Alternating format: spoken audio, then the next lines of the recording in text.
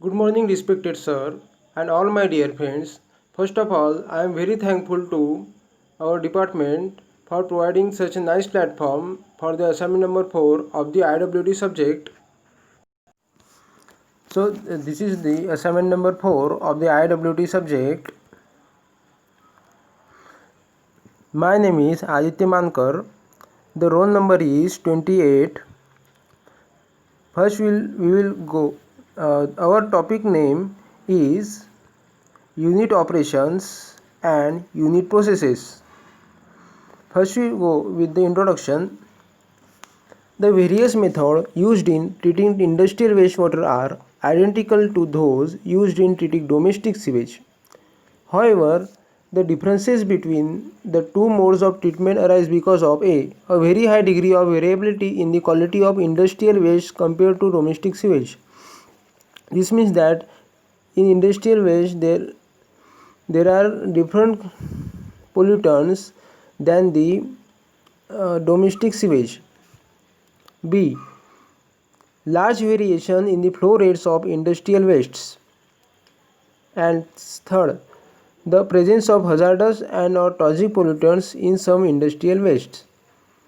In terms of population equivalent, industrial wastewater is usually a few times stronger than an equal volume of domestic sewage.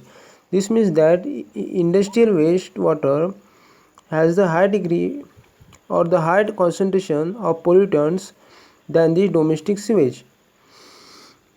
In view of the possible presence of hazardous and or toxic pollutants, it becomes necessary to provide adequate preliminary treatment to an industrial wastewater before subjecting it to further treatment. So, it is possible that in industrial waste there is hazardous or toxic pollutants. So, before going to the further treatment, it is necessary to provide preliminary treatment to an industrial wastewater, and this is achieved by employing various unit operations and unit processes.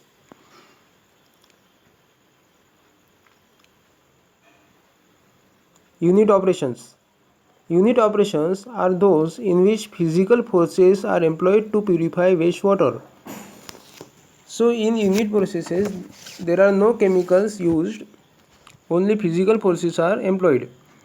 Some of the important unit operations are screening, sedimentation, flotation, filtration, mixing, equalization, flow proportioning, drying, incineration, freezing, foaming, dialysis, osmosis, adsorption, gas transfer, illitration, etc.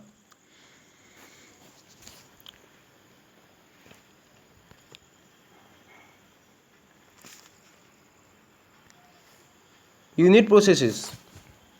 Unit processes are those in which chemical and or biological forces are used to purify wastewater. Example: pH correction, coagulation, oxidation, reduction, disinfection, aerobic and anaerobic biological treatments. This topic we will go in detail. It is rarely adequate to apply only unit operations or only unit processes to an industrial wastewater to obtain an effluent fit for discharge to the environment. So only unit operations or only unit processes cannot be applied so that the effluent can be fitly discharged to the environment. We have to apply both the unit operations and unit processes so that the effluent can be discharged into the environment so that the effluent is fit for the discharge to the environment. Therefore, based on the laboratory scale studies and or pilot plant studies, a proper choice of unit operation and unit processes is made, and this is arranged in a logical sequence to give an acceptable treatment scheme. A brief description of the various unit operations and unit processes and their application in industrial waste treatment is given below.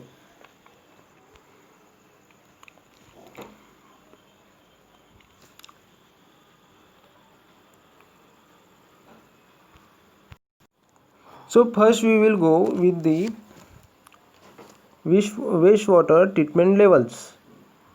The first level is preliminary. In preliminary level, removal of organic matter takes place by physical methods. So in this method, the method like screening, etc. are used. Second level is primary level. In this, removal of suspended solids takes place by chemical and physical processes. Third level is secondary. In this, removal of organic matter takes place by biological process. Fourth level is tertiary or advanced level. In this, removal of pathogens and nutrients takes place by chemical, photochemical and biological processes. This is the flow diagram of the wastewater treatment. The first part is primary treatment. In this, raw sewage is allowed to pass through the screens. In screens, the big particles from the screen, the big particles are removed. Then the effluent is allowed to pass through the comminutor. From comminutor, it goes to the grid chamber.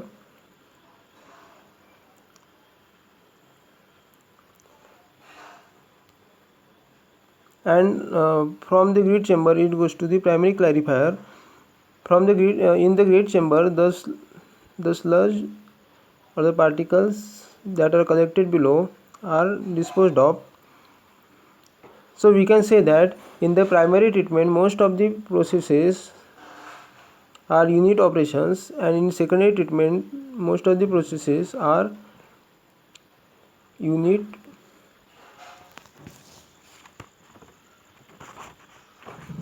processes.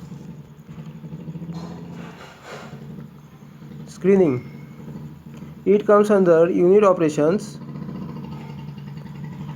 Screening is done to remove large suspended and floating solids from wastewater in order to protect pumps, pipes and valves from clogging and damage.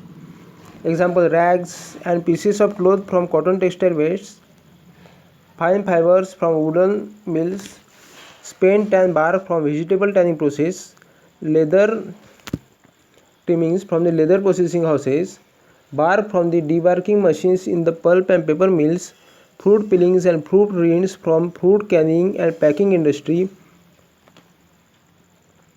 and generally in industries where good housekeeping practices are not followed.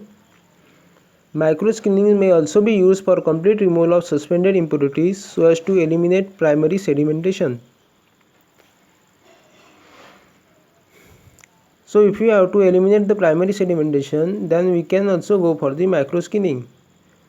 Screens may be coarse, medium or fine depending on the clear space between bars. Fine screens may be rotary drum type, tangential type or vibratory type.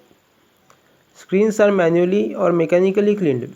In any case, adequate arrangement must be made to treat and dispose of the screened material.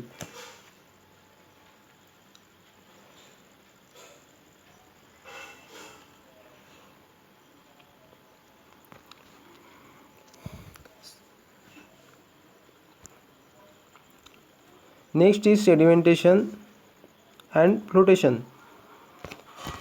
So sedimentation, removal of finely suspended and settleable solid, is done by plain sedimentation, while chemically aided sedimentation is required for removal of colloidal solids. So here it comes the question that what is colloidal solids? So colloidal solids are the particles which are very small, soluble or insoluble in liquid and have very small size and range from 1 to 10 when 1 to 1000 nanometer in diameter.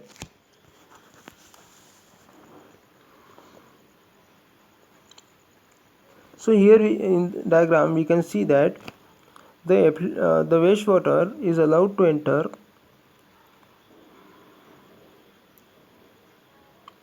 and it is stored in the tank. As the time passes,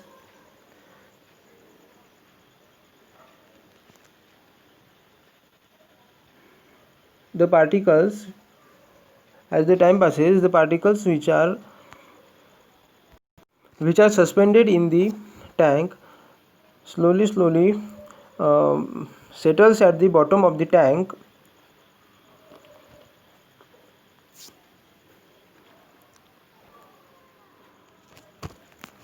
So flotation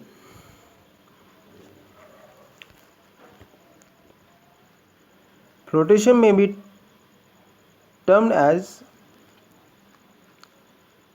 negative sedimentation. It is done to remove impurities which are lighter than water and do not settle in a reasonable length of time.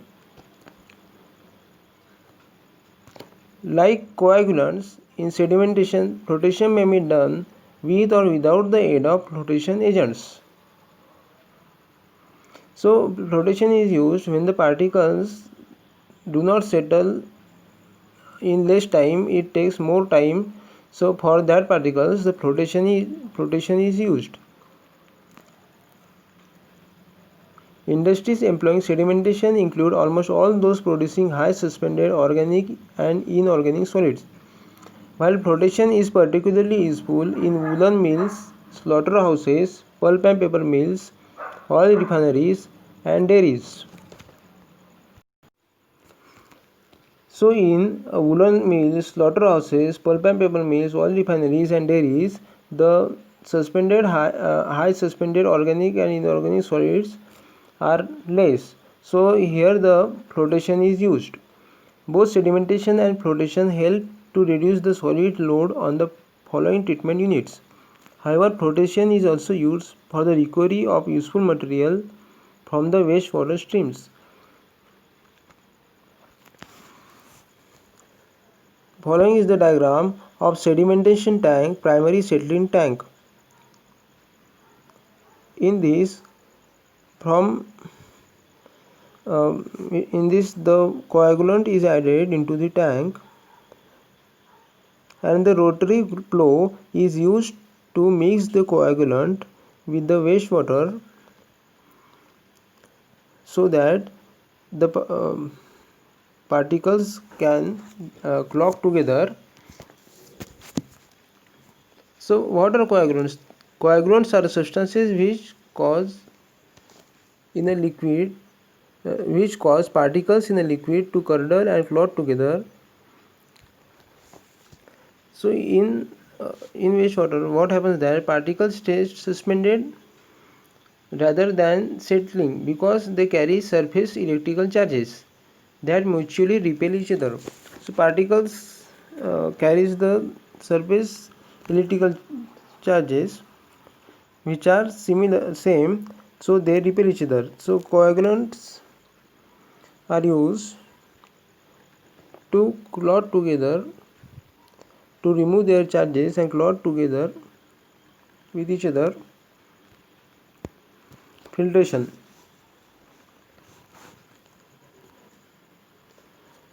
of the industrial wastewater is more often practiced downstream of other pre-treatment processes than as a stand-alone pre-treatment method. So filtration is not applied alone. It is used with other practices or other processes. It is used during neutralization or precipitation of heavy metals and biological treatment to reduce biological oxygen demand loads. It may also be used to remove lime precipitates or phosphates and as a pre-treatment for wastewater before it is discharged to an activated carbon column or to a dialysis or reverse osmosis unit. So when we have to neutralize or precipitate the heavy metals, and also when we have to reduce the biological oxygen demand loads in the biological treatment, filtration is used. It may also be used to remove lime precipitates or phosphates and as a pre-treatment for wastewater before it is discharged to an activated carbon column or to a dialysis or reverse osmosis unit. In reuse applications, filtration is used if the treated wastewater is to be sprayed on land for irrigation, groundwater injection, lawn sprinkling, and body contact recreational uses. So if we have to reuse the water, then also filtration can be used. Mixing. So this is the typical diagram of the rapid sand filter operation. In this, the water is allowed to enter the tank or the filter through pipe 1. Then water enters the filter. It goes through sand, gravel, and goes to the valve 2. So open valve 1. This allows effluent to flow to the filter. The valve 1 is used to allow the effluent to flow to the filter. Valve 2 is allows to water to flow through the filter. Valve 1 is used allows effluent to flow to the filter. Valve 2 allows water to flow through filter. During this filter operation, all other valves are closed.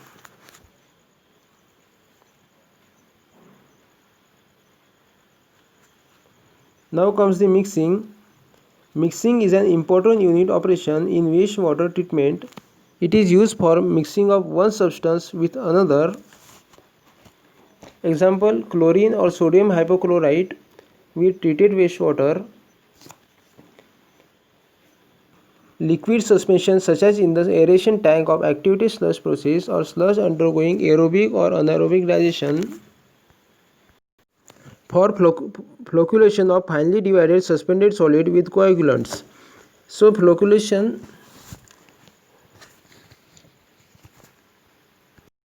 refers to the process by which the fine particulates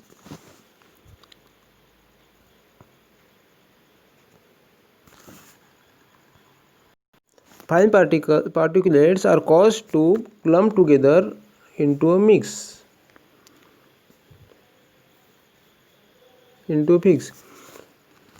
So for flocculation of finely divided suspended solids with coagulants, so when we have to clot together the finely suspended solids, there also the mixers are used for mixing coagulants in the wastewater, so that suspended solid goes the process of the flocculation. For heat transfer as in heated digesters, and for mixing neutralizing chemicals with acidic or alkaline waste streams. So if the solution is acidic and we have to neutralize it, then the alkaline chemicals or neutralizing chemicals are used to neutralize that wastewater, and for this the mixing is carried out.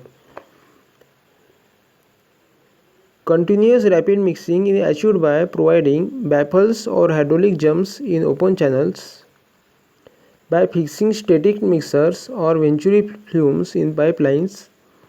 Continuous mixing is achieved by pumping the tank contents and recycling a part of the pump liquid by using mechanical mixers or with the help of compressed air bubbled into the liquid. Compressed air and mechanical mixers also serve the purpose of maintaining the tank contents in a fresh condition. If the wastewater contains oily and greasy matter, compressed air helps float a part of this matter, which can be skimmed off. Mixing helps in giving partial treatment to wastewater streams of opposite nature. Example, mutual neutralization of acidic and alkaline effluents or partial cooling of hot streams when mixed with the cold streams. So if we have to give the treatment, partial treatment, then also the mixing is used. Wastewater streams which are highly fluctuating in their quality and flow rates are best handled by mixing them in equalization tanks.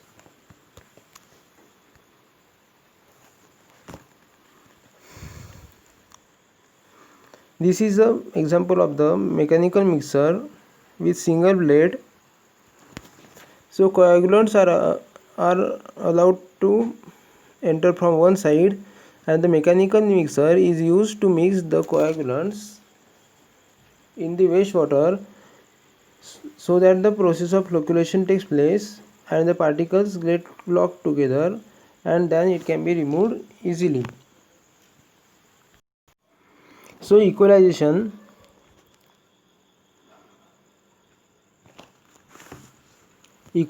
is used to overcome the operational problems caused by variation in quality and flow rates to improve the performance of downstream processes. So in the industries, what happens that there is variation in the quality and flow rates of the waste water, so it causes operational problems, and also it can damage the equipments. So to avoid this, equalization tank is used. By using the equalization tank, we can also reduce the size and cost of downstream units of the treatment. Equalization helps dilute toxic pollutants. It is also an attractive proposition for upgrading the performance of an overloaded treatment plant. So it also upgrades the performance of the overloaded treatment plant.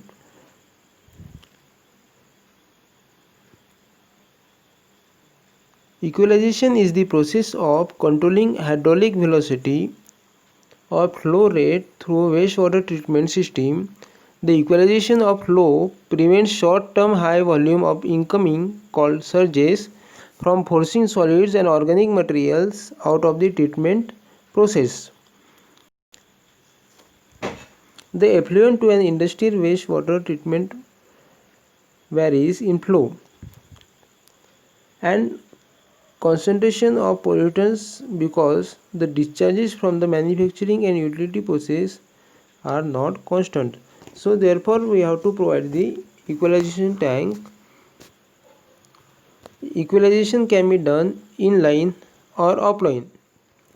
Inline is done when equalization of plant loading is desired, while the offline is used when the downstream treatment units, especially biological units, are to be protected against shock loads used to slugs of toxic and or organic pollutants.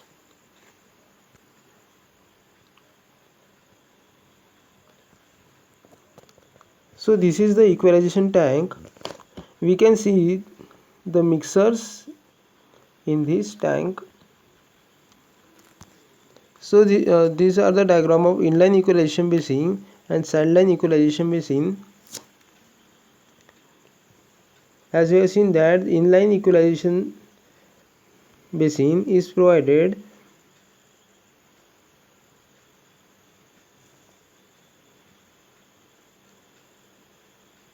when we have to equalize the plant loading.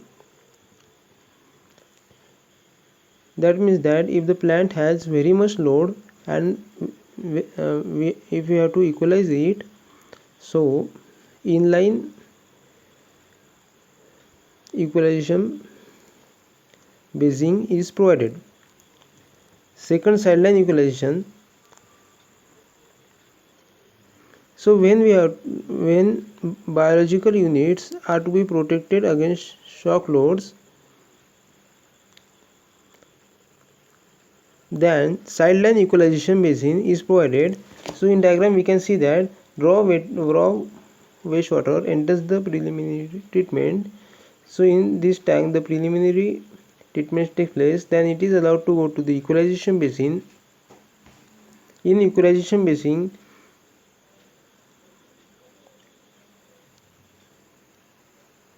the water is neutralized by mixing, and then we can see that the control flow pumps are applied, which control the flow of the wastewater entering to the primary treatment plant.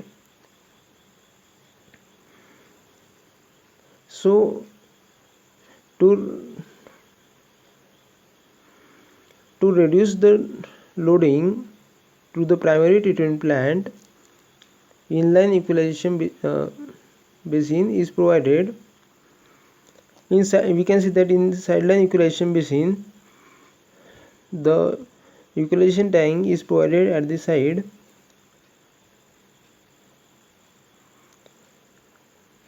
Raw waste is entered into the primary treatment tank where primary treatment is taken place. Then the overflow structure is provided, from which the water enters into the equalization tank. Here also the control flow pumps are provided, which control the flow of the wastewater to the primary treatment plant.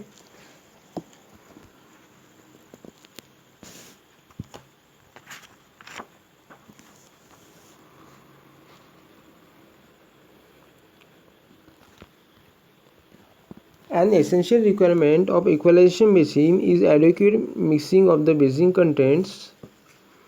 So it is requirement that what the wastewater enters into the equalization basin, it should be mixed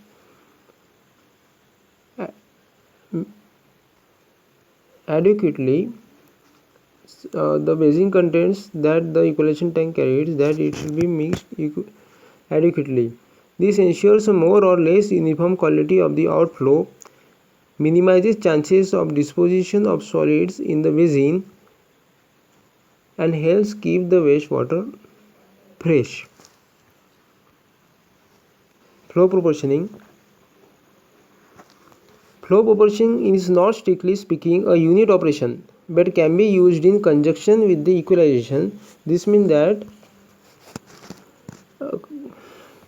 the flow proportioning is provided along with the equalization. It is connected to the equalization tank, so it is used when required, and it is connected to the equalization tank. It is not provided alone. If it is provided, it is provided with the equalization tank. It consists of storing a wastewater stream in a tank. So in flow proportioning, a tank is provided of suitable size in which the wastewater stream is stored, and then it is discharged into the other streams, either domestic sewage or the industrial waste, in proportion to the flow in receiving wastewater stream, so that the mixture does not exert an unduly high organic, hydraulic, toxic load on the receiving body of water or the wastewater treatment plant. So if the receiving wastewater stream flow is slow, then the wastewater stream from the flow proportioning tank is allowed to enter the receiving wastewater stream with the low flow or the slow flow, and if the flow in the receiving wastewater stream is high, then the wastewater stream from the flow proportioning tank is also its flow is also high. This is done so that the mixture does not exert an unduly high pressure on the receiving body of the water. So this method is used in dealing with toxic waste or waste having a high oxygen demand.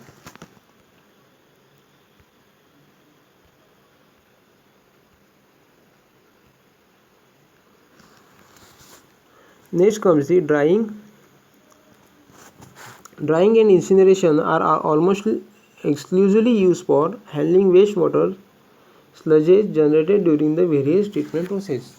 So when we have to handle the wastewater sludge, then drying and incineration process are exclusively used.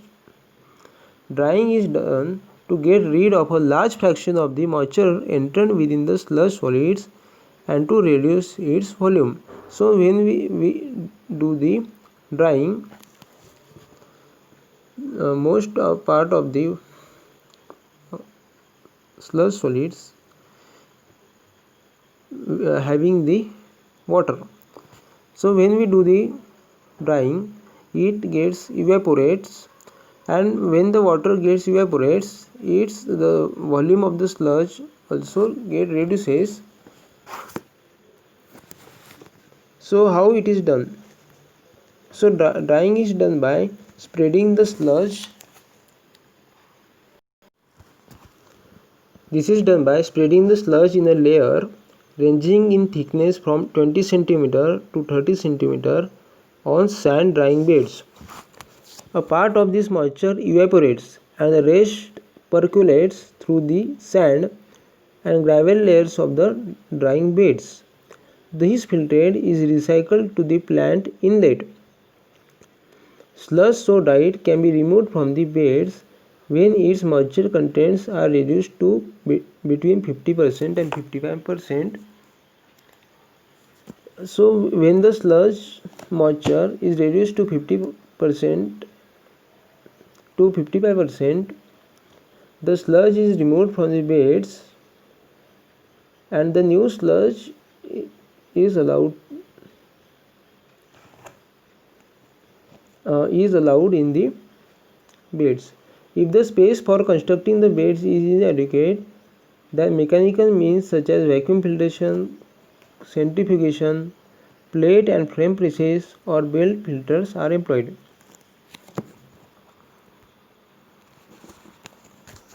In this diagram, we can see that the truck is discharging the sludge into the drying bed.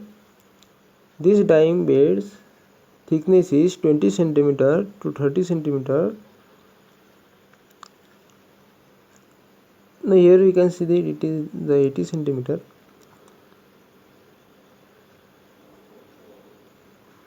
So we can see that the part of the in this part of the moisture from the sludge gets evaporates, and the part of the moisture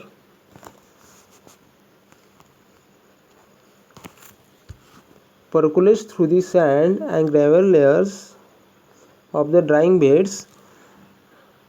So we are providing the sand and gravel layers, and the part of the moisture percolates through the sand and gravels, and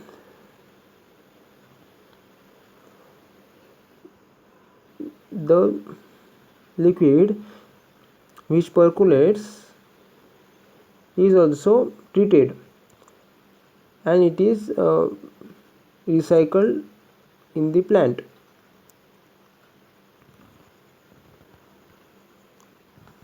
Next comes the incineration. Incineration of the dry sludge is the practice when the sludge contains toxic matter in concentrations which would have an adverse effect on the receiving medium such as soil.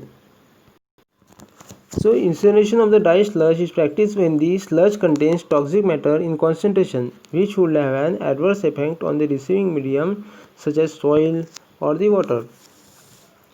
So adverse effect means that on the soil means that it reduces the fertility of the soil.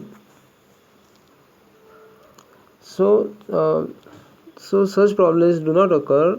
If you want that such problems do not occur, then the incineration is necessary. It reduces the biological sludge into harmless end products such as water vapor and carbon dioxide. Incineration is preceded by heat drying so that the sludge can be burned effectively and economically. So before incineration, we do the heat drying.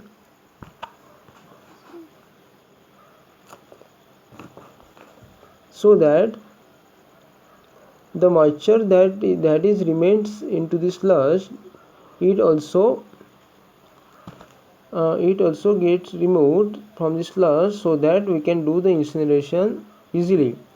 By doing this, we reduce the cost of the incineration and the process is also done effectively. Drying permits grinding of the sludge, reduction in its weight, and prevention of continued biological activity. So when we do the incineration, then that the biological activities which are happening into the sludge, they are also prevented or stopped. The moisture is reduced to 10% or less. Heat drying is achieved by using flash dryers, spray dryers, rotary dryers, multiple hot dryers, or multiple effect evaporators. Care must be taken to ensure that incineration does not give rise to the problems of air pollution. So this is the example of the incinerator rotary kiln afterburner.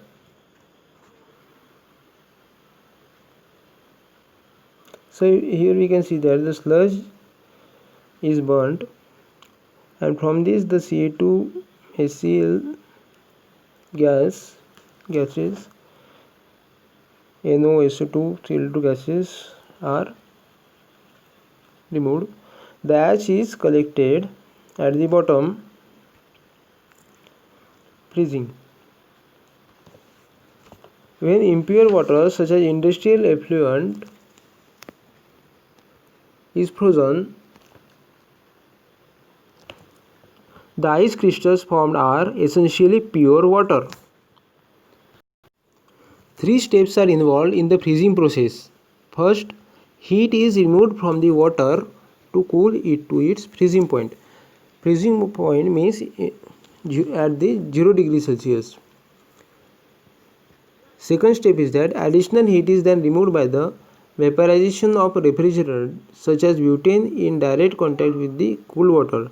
So the refrigerant such as the butane is allowed the direct contact with the cool water, and by this the additional heat of the wastewater is removed. This causes fine crystals of ice to freeze out of the solution. When roughly half the water is frozen to ice, the ice water slurry is transferred to the another tank where the unfrozen liquid is drained off and the crystals are washed with pure water.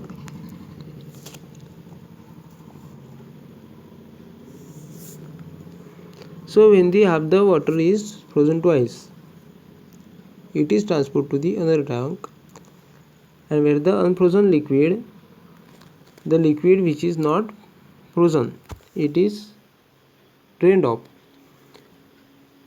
and what is the remaining is the crystals. They are washed with pure water. The washed ice is transferred to another tank where it is melted to form a pure end product. Foaming. Foam separation is particularly useful for the wastewater containing foaming agents such as detergents and other surface active pollutants. When the wastewater contains the foaming agents such as detergents and other surface active pollutants, then foam separation method is used. The process takes advantage of tendency of surface active pollutants to collect at the liquid gas liquid interface. So the pollutants which are surface active, they have tendency to go to the gas liquid interface. So the particles get attracted towards the gas liquid interface, and they get collected. Large interface is created by passing air bubbles through the liquid. So when the bubbles are passed through the liquid, the large interface is created, means that the generation of foam is increased, and as the foam generates, the pollutants also get towards the foam, and they get collected there. So the foam becomes enriched in the pollutant, and the liquid is depleted of the pollutants.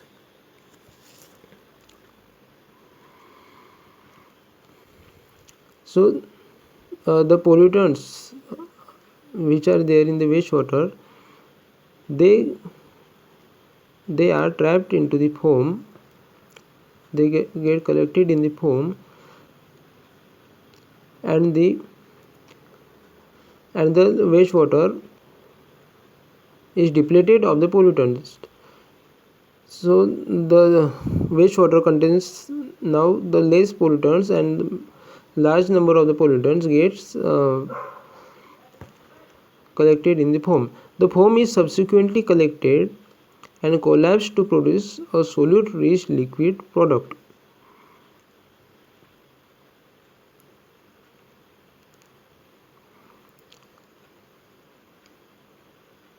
So this foam is braked. First it is collected and then it is braked to produce a solute rich liquid product. So in the figure we can see that there are three processes such as batch process, semi batch process, continuous process.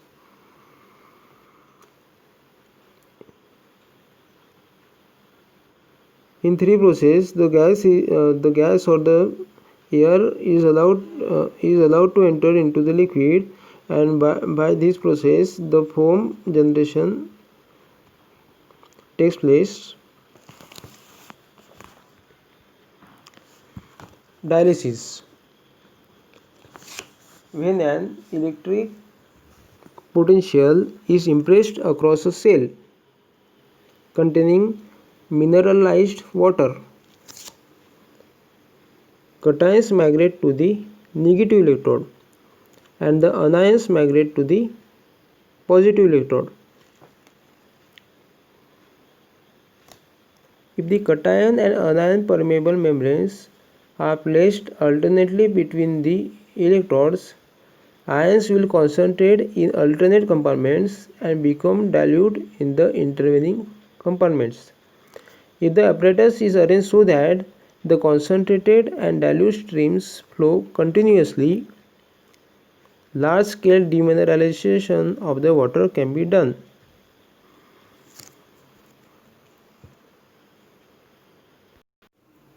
So if the apparatus can be arranged such that the concentrated stream is allowed to come in continuously and the dilute streams is allowed to flow out continuously, then the large scale demineralization of the water can be done.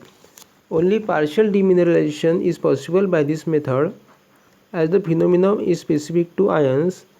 Application of the process is limited to the removal of soluble ionized contaminants.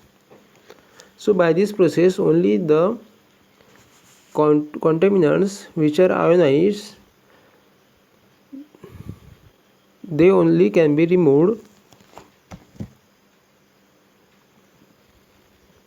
So in this the partial demineralization takes place. In the figure we can see that in the left side there is the negative electrode and at the right side there is the positive electrode. Between there is a anion exchange membrane of the blue and the cation exchange membrane of orange in color. So what happens is that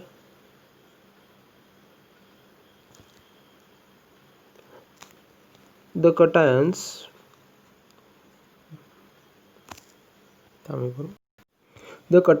migrate to the negative electrode and the anions migrate to the positive electrode. So the intervening compartments become dilute, and in this way the removal of soluble ionized contaminants takes place. Osmosis. When solutions of two different concentrations are separated by a semi-permeable membrane, water tends to pass through the membrane from the more dilute side to the more concentrated side and produces concentration equilibrium on both the sides of the membrane. So imagine that at the left side there is the liquid of the less concentration and at the right side there is a liquid of the more concentration, and in between there is a semi-permeable membrane. So what happens that the liquid which is having the less concentration tends to go to the liquid having the more concentration until both the liquid reaches the same concentration to produce the concentration equilibrium. The driving force that impels this flow is related to the osmotic pressure of the system. If the pressure on the more concentrated side is deliberately increased, the flow of water through the membrane reverses.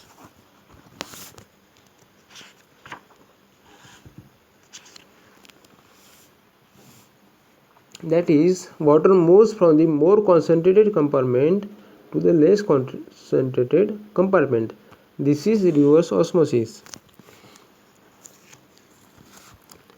So when we apply the pressure to the more concentrated side liquid, then the liquid from the more concentrated side enters to the liquid of the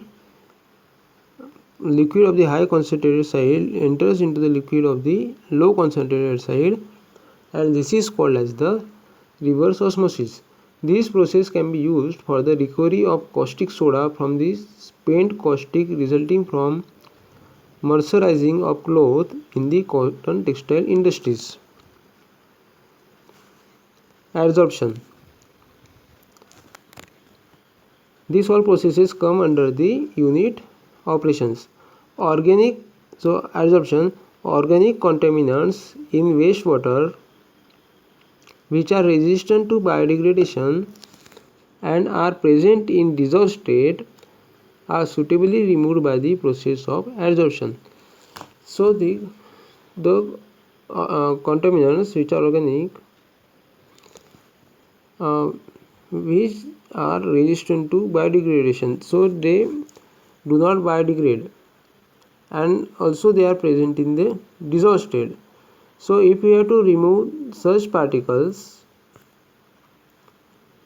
then the adsorption process is used. This is a surface phenomenon. It involves collection of the contaminants on a suitable interface, which can be a liquid and a gas, a solid or another liquid. This process is used as a polishing step for improving the quality of the effluent which has already received treatment for the removal of the bulk of the contaminants. So this process is done after After all the treatments, means this process is used to the liquid which has already received the treatments, and this process is used for the polishing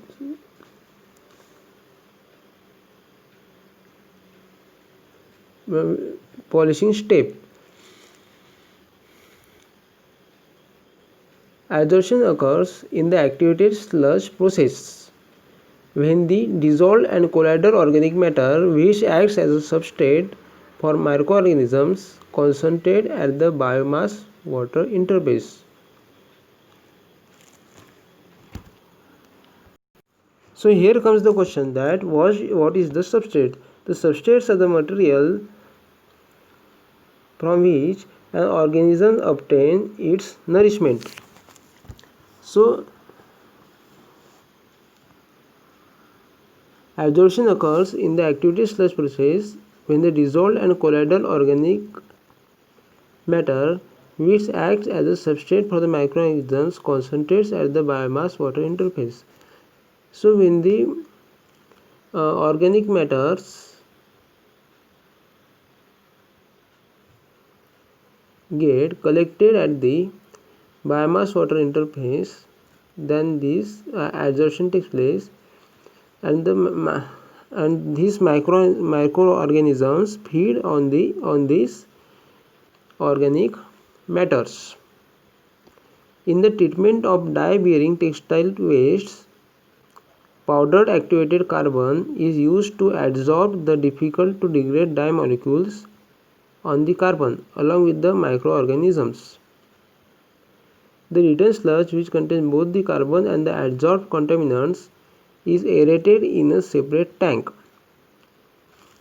So what happens here is that in dye-bearing textile waste, powdered activated carbon is allowed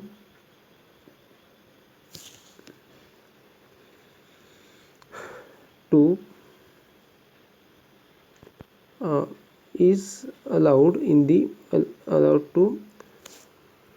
in the wastewater, and this activated carbon, or we can say it is thrown into the wastewater, and this powder activated carbon adsorbs the difficult to degrade dye molecules on the carbon along with the microorganisms. So the difficult to degrade the organic matter which is difficult to degrade, they get adsorbed on this carbon powder along with the microorganisms. The return sludge, which contains both the carbon and the adsorbed contaminants, are aerated in separate tank. So when the carbon is mixed and the difficult to degrade dye molecules gets adsorbed along with the microorganisms, they are aerated in separate tank. The microorganisms in the sludge consume the dye molecules, get dissolved in the process, and return to the aeration tank. So these microorganisms consume these difficult to degrade dye molecules, then in this process they get dissolved from the carbon and are returned to the aeration tank. Next is gas transfer. Gas transfer is a process by which gas is transferred from one phase to another, usually from gaseous to liquid phase. The functioning of the various aerobic processes such as activated sludge process, trickling filtration, aerobic digestion of sludge, depends on the availability of the sufficient oxygen. Chlorine used as a disinfectant must be transferred from gaseous phase to liquid phase. So if we have to use chlorine as a disinfectant, it must be transferred from gaseous phase to the liquid phase. Post aeration of treated effluent depends on gas transfer. One process for nitrogen removal consists of converting the nitrogen to ammonia and transferring the ammonia gas from water to air. So if we have to remove the nitrogen from the wastewater, first we have to convert the nitrogen to the ammonia and then transferring this ammonia gas from water to air. Industrial waste containing volatile solvents can be conveniently treated by aeration to strip off a large fraction of the solvents, which may then be recovered, thereby helping to reduce the chemical oxygen demand of the wastewater to some extent and permitting the reuse of the solvents. So if the industrial waste contains volatile solvents, they can be stripped off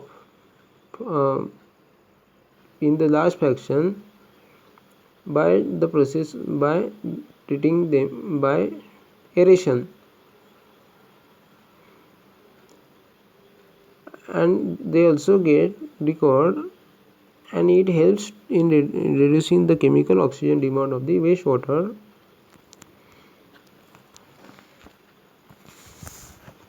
Unit processes.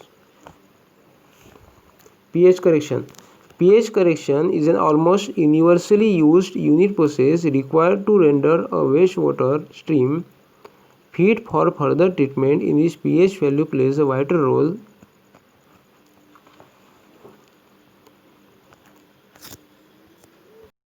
So pH correction is used when certain reaction only occurs at the certain pH value, then we do the pH correction.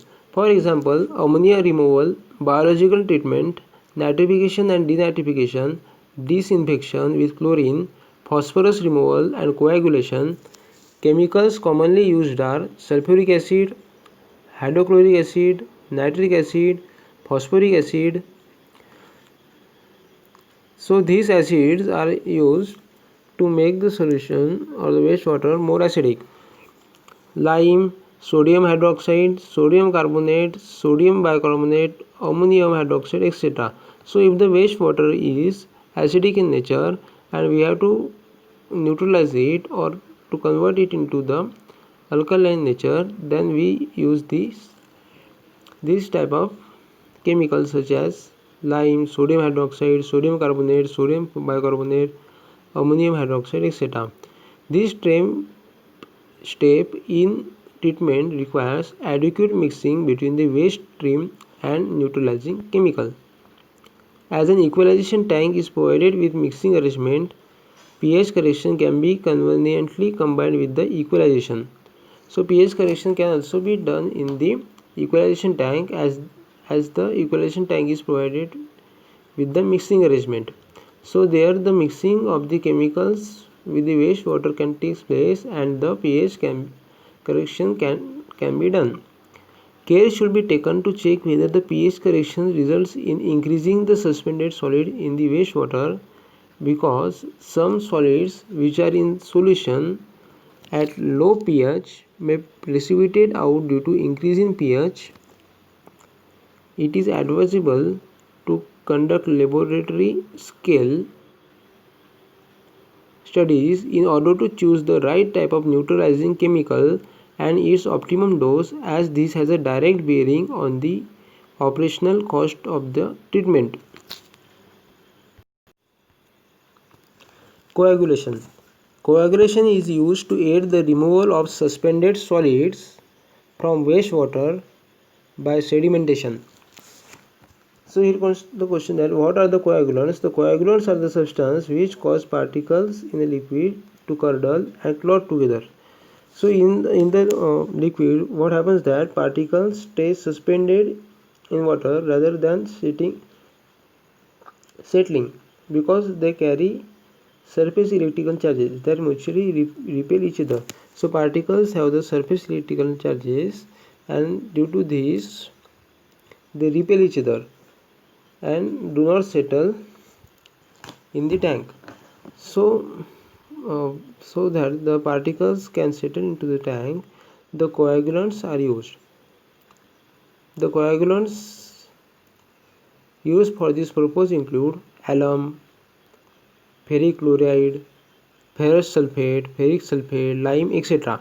Sedimentation following coagulation results in an increase in the volume of the sludge to be handled. Organic polymers are sometimes used as a coagulant aids. Sludge resulting from chemical coagulation may be difficult to dewater or difficult to biodegrade. Therefore, laboratory scale trials should be made to select the appropriate coagulant and to provide for handling, treatment, and disposal of the sludge generated by the coagulation. So we have to make the trials in the laboratory so that we can choose the appropriate coagulant which is easy to dewater and which is easy to biodegrade, and its treatment is also easy. So we have to choose such coagulant which treatment is easy and which is easy to dewater and easy to biodegrade. Oxidation and reduction. First we will go through this figure. Coagulation secondary settling tank. So in this figure we can see that there are the particles, stable particles surrounded by the repulsive ion cloud. So these are the particles which in a liquid which are suspended and they have the same electrical charge. Due to this they repel each other. When we add coagulants coagulants are added to destabilize these particles. Repulsive layer neutralized by coagulants, particles destabilize. So when we add the coagulants and mix them in the wastewater, the layer which is repulsive, it becomes neutralized and the particles are destabilized. Mixing applied to facilitate transport and attachment. So mixing is provided. Particles in the third step, particles attractive forces result in flow aggregation. So when the repulsive layer of the particles gets removed and they become neutralized, they get attracted and clot together, and the process of flocculation takes place, and then these particles settles at the bottom of the tank. Oxidation and reduction. Oxidation reduction is occasionally used to remove the pollutants from industrial waste. Example, reduction of hexavalent chromium to its trivalent form before its removal by precipitation, ozone oxidation to remove dissolved organics, and cyanide during pretreatment. Alkaline chlorination is preferred to ozone treatment for destruction of cyanides. Oxidation with chlorine is used for biological oxygen demand reduction. So when we have to reduce the biological oxygen demand, oxidation of the wastewater is taken place by using the chlorine. odor control as an aid to grease removal, reduction of sludge bulking in activated sludge process, eliminating ponding and fly nuisance in trickling filtration, and wet scrubbing of gas from anaerobic digestion. Chlorine is also useful in minimizing biological aftergrowth in pipelines and conduits conveying treated effluents over long distances. So we see that if the wastewater is flowing in the pipeline and which is very long, so it is difficult to remove the growths in such a pipelines.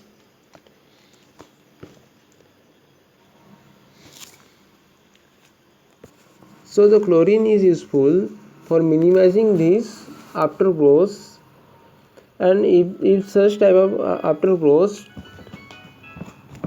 so if such kind of aftergrowth takes place, then there is chance that the pipelines gets blocked.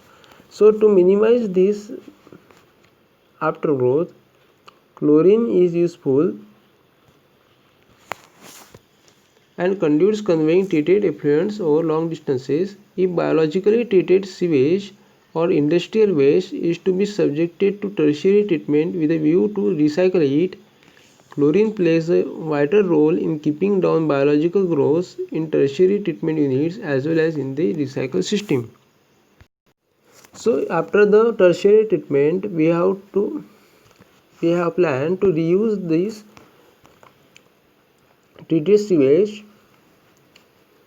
So chlorine plays a vital role in keeping down biological growth in tertiary treatment as well as in the recycle system. Chlorine has been successfully used in the treatment of cyanide bearing waste, textile waste, phenol bearing waste, oil refinery wastes, paper mill waste, food processing waste, and tannery waste. In this application, chlorine acts in one or more of the following ways. First, as an oxidizing agent, second, as a bleaching agent, or third, as a disinfectant. Depending on the nature of the pollutants present in the wastewater,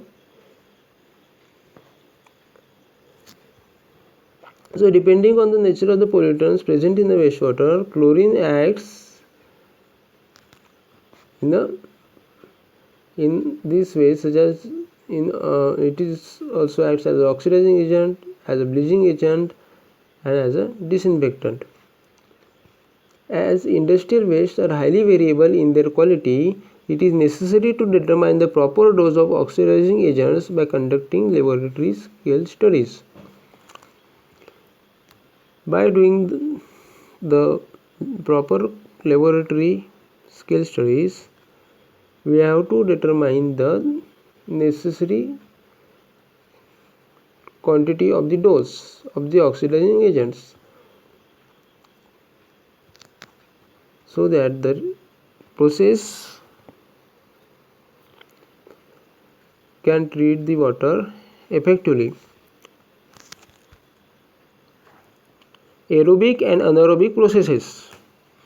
Aerobic and anaerobic processes aim at converting non-settleable organic matter into settleable organic matter and to stabilize it. Purification of wastewater containing biodegradable organic matter is economically done with the help of the microorganisms which may be inherently present in the wastewater or may be introduced to it in the form of domestic sewage. Microorganisms purify the wastewater containing biodegradable organic matter economically. These microorganisms may inherently present in the wastewater, or if they are not present, then we can introduce in it in the form of domestic sewage, or in certain cases as pure cultures of the organisms for destruction of the specific pollutants. So in the wastewater there are specific pollutants and we have to destroy it, then we can also add the specific culture of the organisms. Provision of proper environmental condition to the microorganisms such as adequate balanced food, availability of dissolved oxygen, for aerobic systems, total absence of molecular oxygen for anaerobic systems, absence of pollutants toxic to microorganisms, correct pH value, proper temperature of wastewater, depending on the whether the organisms are mesophilic or thermophilic in nature. So what is mesophilic? Mesophilic are the organisms that grow in moderate temperature, neither too hot nor too cold, with optimum temperature ranges from 20 degrees Celsius to 45 degrees Celsius.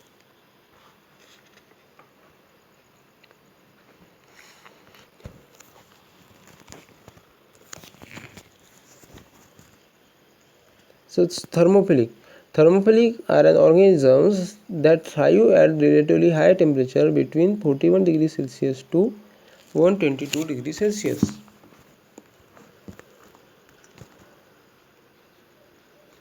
Sufficient time for microorganisms to grow and complete the biochemical reactions which result in destroying a larger part of the pollutants, and the presence of inorganic cations and anions in concentration below the toxic limit for the organisms results in produces satisfactory effluent.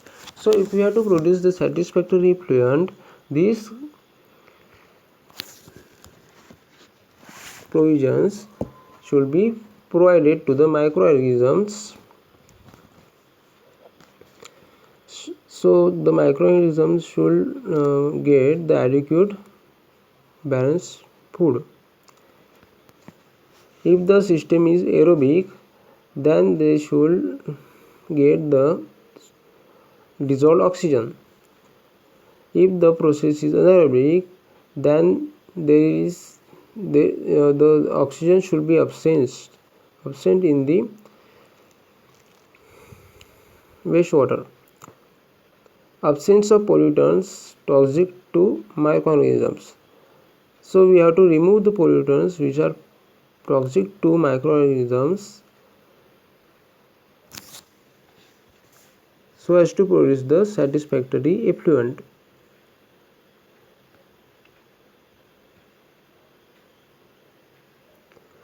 Also, the pH value should be correct in which the microorganisms can survive. Proper temperature of wastewater. Sufficient time for the microorganisms to grow and complete the biochemical reactions. So microorganisms, we should give sufficient time for the organisms to grow and to do the biochemical reactions completely, which result in destroying a large part of the pollutants. So if these all the conditions are satisfied, then it will produce a satisfactory effluent. It is apparent that almost all industrial waste needs some form of pre-treatment before they can be subjected to the biological treatment. This may take the form of one or more of the above mentioned unit operations and or unit processes, which are aimed at creating environmental conditions fit for microorganisms to work in.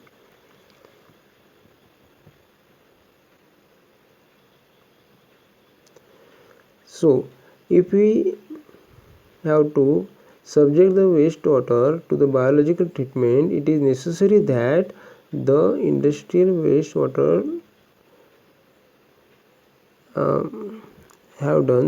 we have done to the industrial wastewater some pre-treatment. As we saw the unit operations and unit processes, so before this biological treatment, it is necessary that we should do the pre-treatment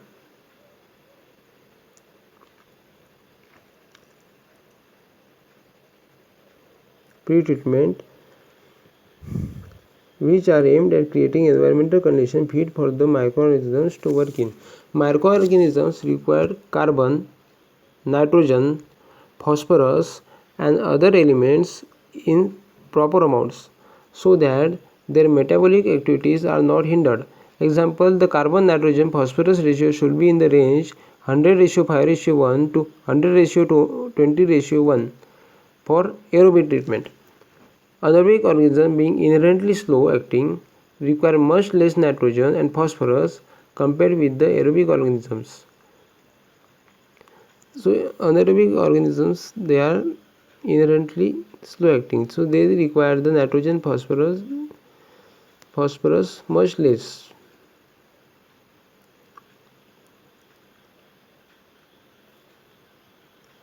Inorganic ions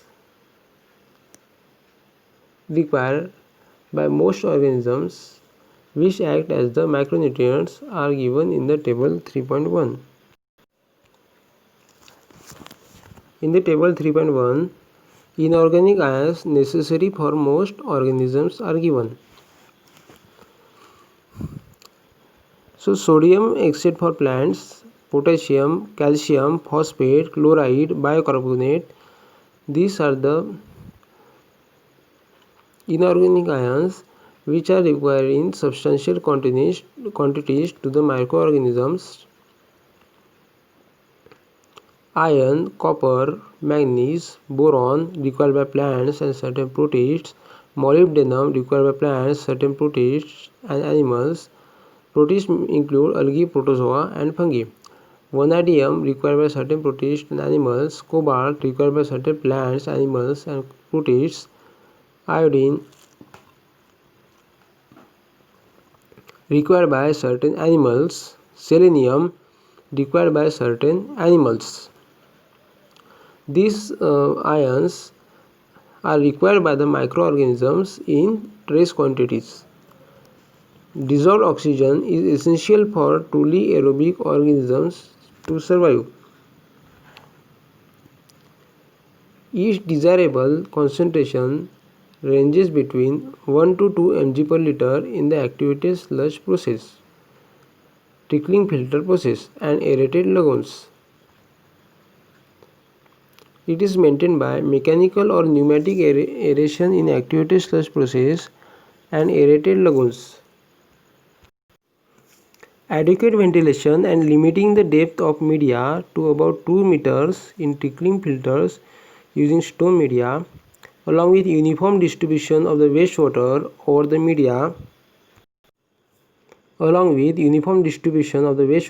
media, ensures proper aerobic conditions. The depth of the filter can be considerably increased with the use of plastic media which have larger voids 90% to 95% compared with the stone media 40% to 45% and permit adequate ventilation in spite of great depths up to 12 meters against 2 meters for stone media. So if we use the plastic media, so then we can increase the depth of the filter. In plastic media, they have large voids 90% to 95%, and in the stone media the voids are 40 to 45%. Also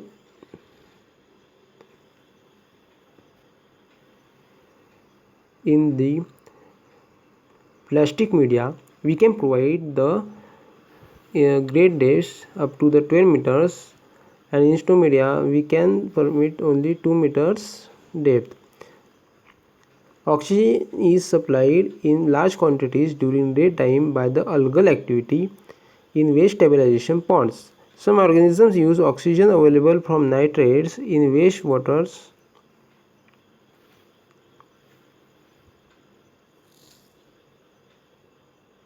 So in the daytime the algal activities takes place, and due to this oxygen to the wastewater is supplied in large quantities at the daytime. Some organisms use waste water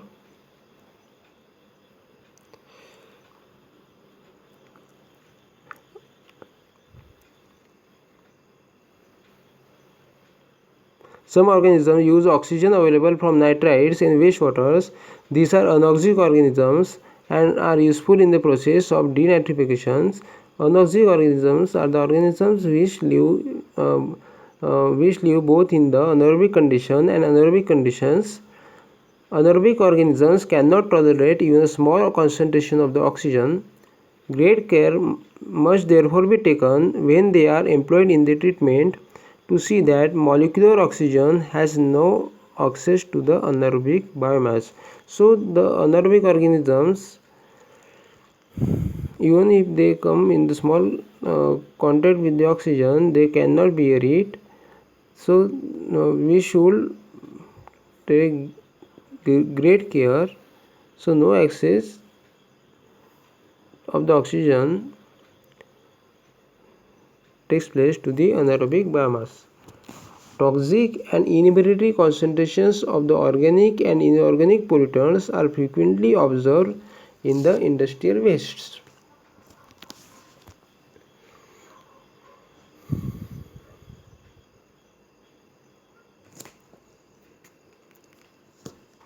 So what is inhibitory concentrations? The concentration which slows down or prevent a process, reaction or function to occur, then it is called as inhibitory concentrations.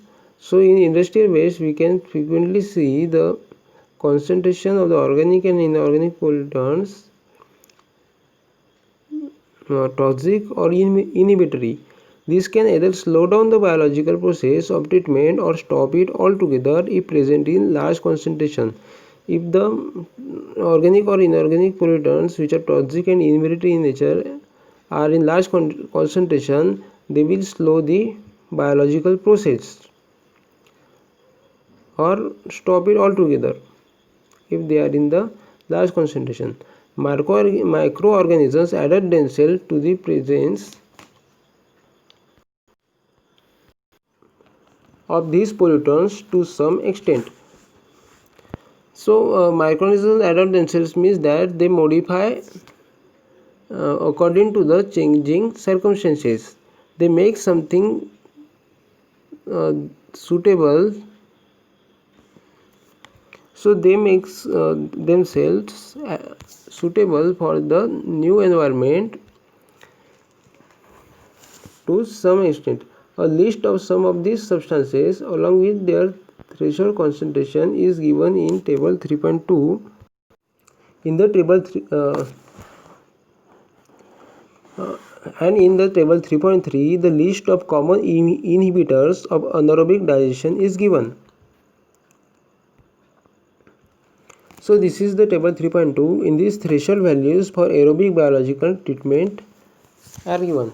So what is threshold? Threshold is the level at which just something starts to happen. And what is the threshold values?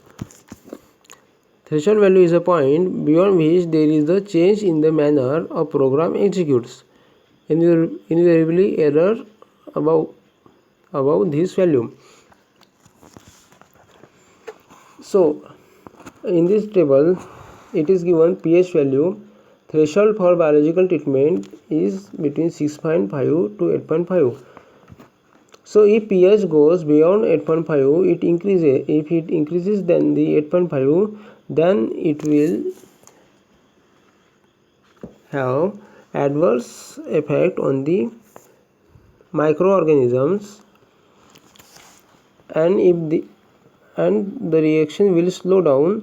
Or if the pH is very high or very low, then it will also completely stop the biological treatment. So pH value should be between 6.5 to 8.5. Second, sulfides concentration 2 mg per liter. This is the threshold value. So the concentration should not be increased from 200 mg per liter for the sulfides. Otherwise also it will cause the harmful effects to the microorganisms. Phenols 500 mg per liter after adequate acclimatization. So what is acclimatization? Acclimatization is the process in which an individual organism adjusts to a change in its environment, allowing it to maintain performance across a range of environmental conditions.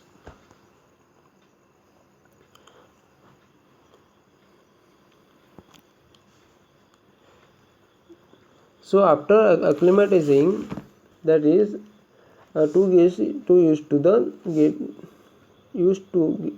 used to a new climate or new situation, so it does not cause problem anymore. So after microorganisms get used to this environment or adjust themselves so that they thrive in this environment, after that the threshold value comes as 500 mg per liter. And beyond this, if the value increases higher than the 500 mg per liter, then it will be harmful to the microorganisms. Fourth, chloroform extractables, oil and grease. Concentration should be the threshold value is 50 mg per liter. Hexavalent chromium 2 mg per liter. Malic acid 400 mg per liter. Oxalic acid 200 mg per liter. Acrylonitrile threshold value 400 mg per liter. Benzoic acid, the threshold value is 500 mg per liter. Lead as Pb, threshold value is 1 mg per liter. Nickel as nickel chloride 15 mg per liter. Zinc 10 mg per liter. Chlorides 8000 to 15000 mg per liter. So in these chlorides, the concentration should be between 8000 to 15000 mg per liter. It should not be increased from the 15,000 mg per liter, otherwise it will cause the harm to the microorganisms. For ammonia, threshold value is 1600 mg per liter. For dissolved solids, it is 16,000 mg per liter. The next table is 3.3, some common inhibitors of anaerobic digestions. As we already see, what is inhibitors?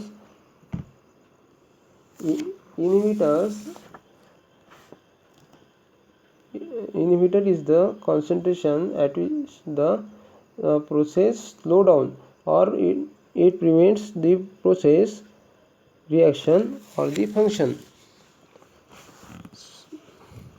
So in the left column, it is the substances are given, and at the right the toxic threshold are given.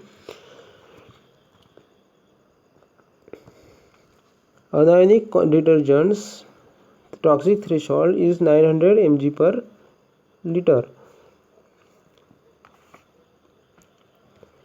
So if the concentration goes beyond the 1900 mg per liter, then it will cause the adverse effect on the microorganisms. It will reduce the biological process, or it completely stop. So what is toxic threshold? The point at which toxicity first appears is known as the threshold dose level.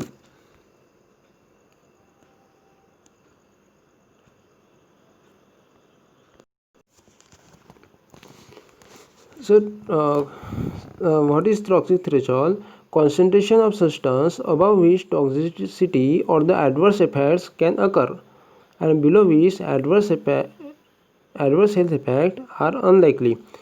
So in anionic detergents, the toxic threshold is 900 mg per liter. So below 900 mg per liter, the adverse health effects are unlikely to occur to the microorganisms, but if it goes on increasing from 900 mg per liter, then the toxicity or adverse effects can occur to the microorganisms. So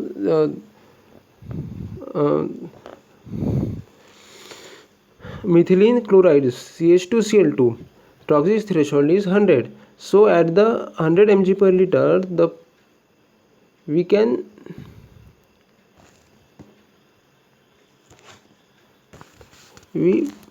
at this point the toxicity will appear 100 mg per liter will appear. But if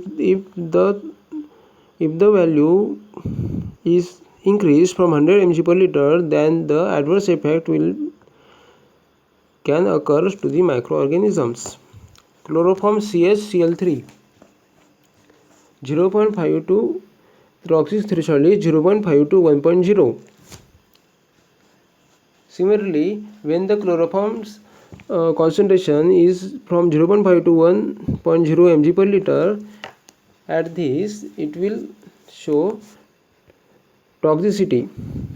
The wastewater will show the toxicity to the microorganisms, but at this point it will be not much will cause any much adverse health effect to the microorganisms. But if the value is increased from 1.0, then it can cause the adverse effects to the microorganisms.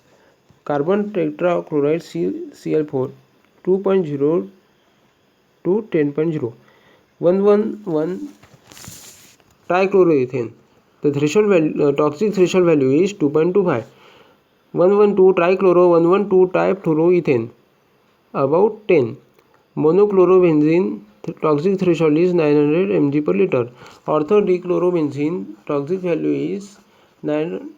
threshold is 900 mg per liter. Para-dichlorobenzene toxic value is 900 mg per 1300 mg per liter.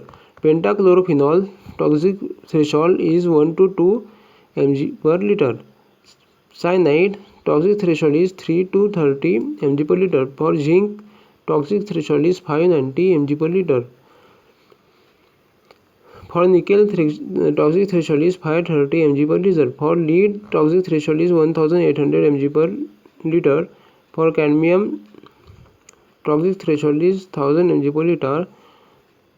For copper, it is 850 mg per liter. Note: concentrations are in mg per liter for digester fed with raw sludge with 4.5% dry solids. Concentration is sewage entering worse.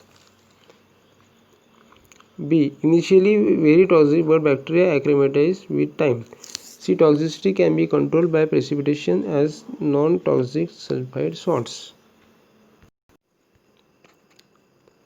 It should be noted that in wastewater treatment, one rarely comes across a situation where only pure cultures of the microorganisms can be used to treat the wastewater.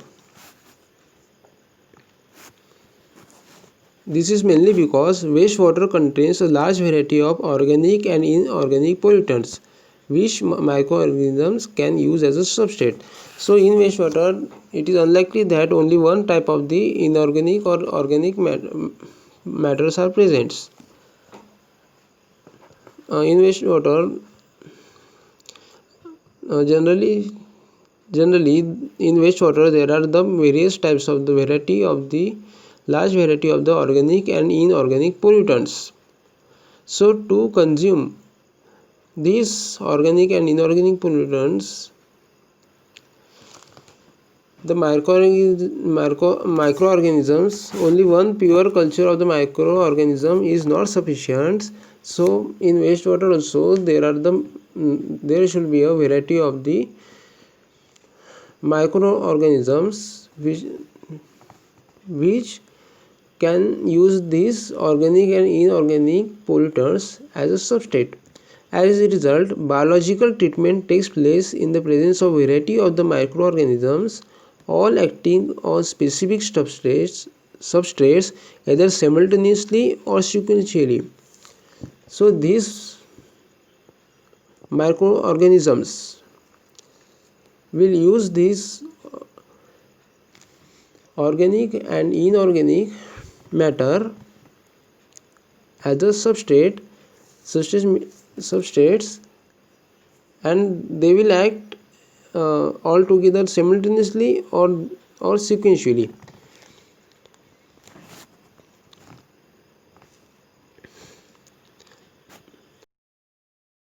To either stimulation or inhibition of reactions. So stimulation is an action that causes someone or something to become more active, and inhibition we have shown already, it causes stop or it slow down the process. Example, table 3.4 shows the stimulatory and inhibitory concentration of alkali and alkaline earth cations on anaerobic digestion. So in the table 3.4 it is given that stimulatory and inhibitory concentrations. Cation sodium, stimulatory 100 to 200 mg per liter concentration. So when sodium is present in the wastewater in the concentration of 100 to 200 mg per liter, it will act as a stimulator, that is, it will make the reaction more active. If the concentration of the sodium is between 3500 to 5500, it is moderately inhibitory, means it will slow down the biological reaction. Third is strongly inhibitory. So if the concentration of the sodium is 8000 mg per liter, then it will be a strongly inhibitor, and it can also stop the biological treatment. Second is potassium.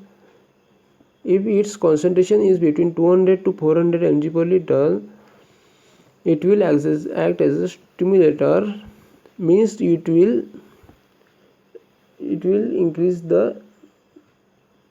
make the reaction more active. If it is between 2500 to 4500 mg per liter, moderately inhibitor. If the concentration is 12,000 mg per liter, strongly inhibitor. Similarly, for calcium, stimulatory concentration 100 to 200 mg per liter, moderately inhibitor concentration 2500 to 4500 mg per liter concentration, and 8000 strongly inhibitor. Note, A concentration is in mg per liter. B, sodium and potassium based antagonists effective when present in stimulatory concentrations. Calcium and magnesium poor antagonists add to toxicity. They become stimulatory if another antagonist is already present, that is 7000 mg per liter of sodium and 300 mg per liter of the potassium decreases retardation by 80%. Add 150 mg per liter of calcium and eliminate inhibition. Calcium is ineffective in the absence of potassium. So to make calcium react, the presence of the potassium is mandatory, otherwise it will be ineffective.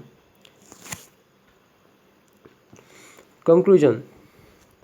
It may be mentioned here that while designing an industrial wastewater treatment plant using biological process, the population of microorganisms being dealt with is a misculture.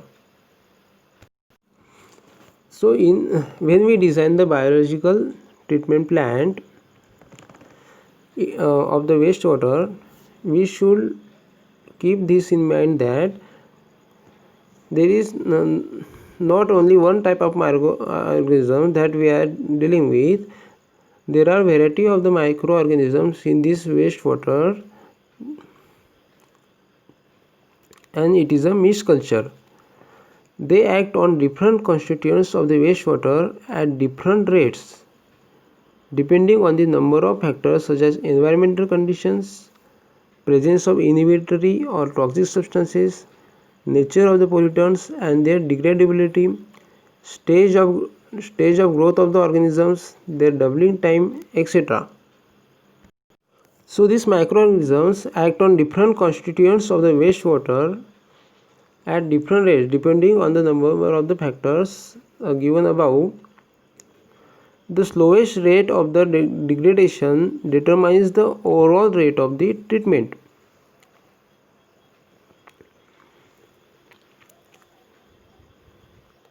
Adequate hydraulic retention time must therefore be provided in the biological reactor to ensure that washout of the organism does not take place.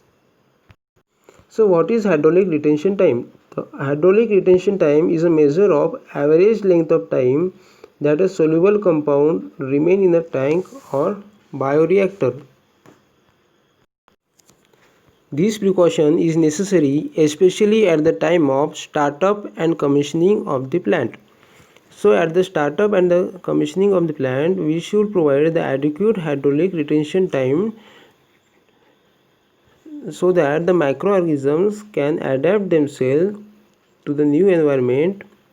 The time given to the microorganisms at this stage also helps them acclimatize to the presence of various constituents of the wastewater and produce a satisfactory quality of treated effluent. So we should give adequate hydraulic retention time so microorganisms can adapt themselves or acclimatize themselves to this new environment and they can complete their biological process. If you to produce a satisfactory quality of treated effluent. So we should give the adequate hydraulic retention time to the microorganisms to produce a satisfactory quality of treated effluent.